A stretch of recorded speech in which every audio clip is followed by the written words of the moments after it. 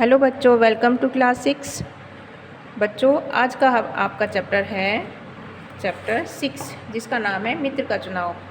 तो यहाँ लेखक ने क्या किया है, यहाँ लेखक एक पिता के ज़रिए मतलब बता रहा है, अपने पुत्र को समझा रहा है एक पत्र में लिखकर कि जब हम अब फ्रेंड्स बनाते हैं, दोस्त बनाते हैं, तो हमें ऐसे ही किसी को दोस्त नहीं बनाना चाहिए। हमें बहुत सी बातों को ध्यान में रखना चाहिए, क्योंकि बच्चों मित्रता एक ऐसी चीज़ है जिसकी छाप ज़िंदगी भर हमारे साथ रहती है। तो यहाँ पर लेखक मतलब लिख रहा है पिता अपने पुत्र को कि तुमने एक कहावत तो सुनी होगी कि तुम मुझे अपने दोस्तों के नाम बताओ तो मैं तुम्हें बताऊंगा कि तुम कैसे व्यक्ति हो। दुनिया में हर जगह बुरे दोस्त बनाने वाला भी बुरा ही समझा जाता है ना, कि जैसे दोस्त है वैसे ही ये व्यक्ति भी होगा। और वह भी ज़रूरी नहीं कि कोई गलत काम करता हो और दूसरों से छिपाता हो, ये ज़रूरी तो नहीं कि वो व्यक्ति वैसा ही हो। ऐसे लोगों को दोस्त बनाना खतरनाक है। मैं चाहूँगा कि तुम लोगों से बचो, ऐसे लोगों से बचो, पर उन्हें इसका पता नहीं लगना चाहिए, क्योंकि पता लगने पर भी क्या होगा, नाराज़ हो सकते हैं। और इसका सही तरीका तो वही है जो संतों ने हमें सुझाया कि पाप से घृणा करो, पापी से नहीं। ठीक है बच्चों, तो यहाँ पर एक पिता अपने पुत्र को समझा रहा है कि हमें किस तरह के दोस्त बनाने चाहिए।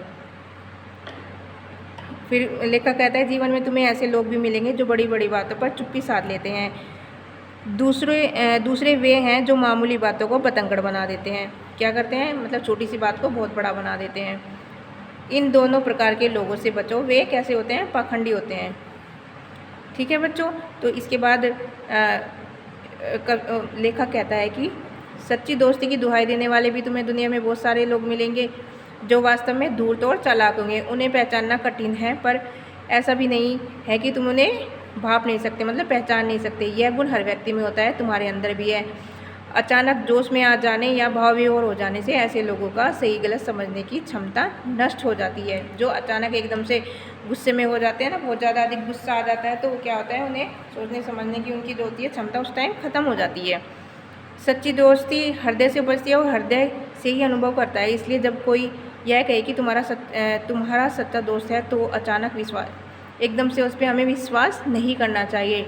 निर्णय का अधिकार अपने हृदय को दो, पर हृदय को बहने मत दो। मतलब हमें अपने हृदय को ये अधिकार देना चाहिए, छोड़ देना चाहिए कि मुझे इसे मित्र बनाना है या नहीं बनाना है। लेकिन क्या करना है, हमें हृदय को बहने नहीं देना है, मतलब हमें अपने बुद्धि से, विवेक से काम लेना है।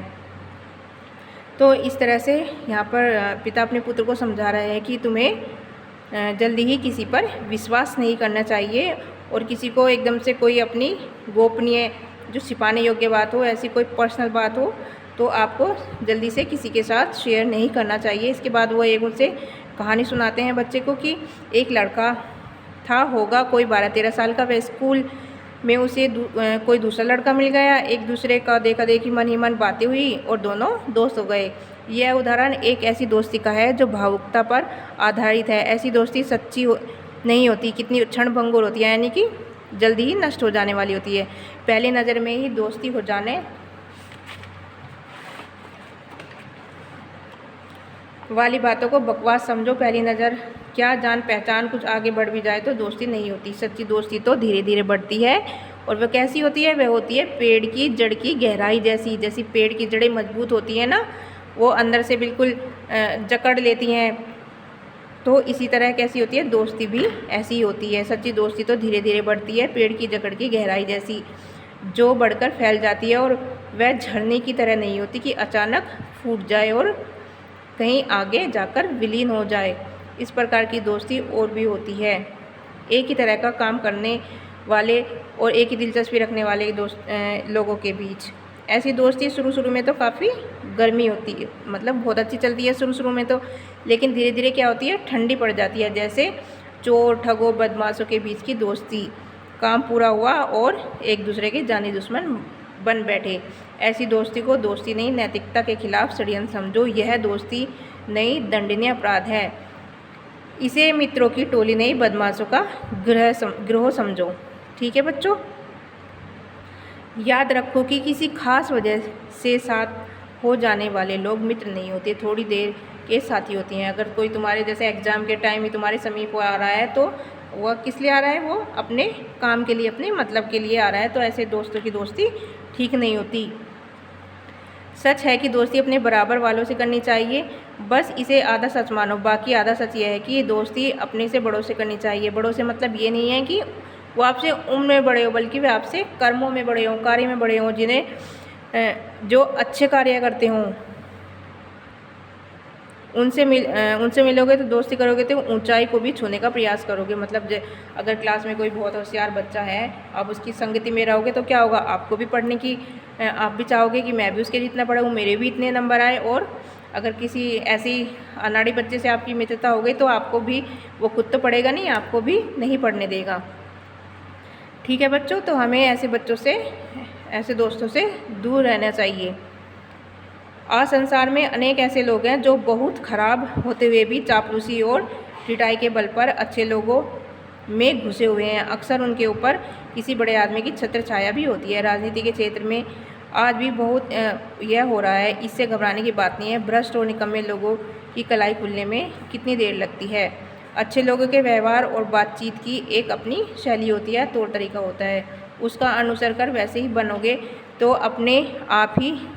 अपने आप को भी संवारोगे और उन लोगों के बीच भी एक सजावट पैदा करोगे जिनके साथ तुम बैठते उठते हो। क्योंकि संगति का असर बच्चों ज़िंदगी में बहुत ही ज़्यादा पड़ता है। तो इसलिए हमेशा हमें क्या करना चाहिए, सोच समझ के अपने मित्रों को बनाना चाहिए। हर व्यक्ति में अपने साथी की नकल करने और उसके जैसा बनने की प्रवृत्ति आ जाती है। प्रवृत्ति का मतलब क्या होता है, मन का किसी और या लगाव होना या झुकाव होना, मतलब उसके जैसे बनने की इच्छा होना।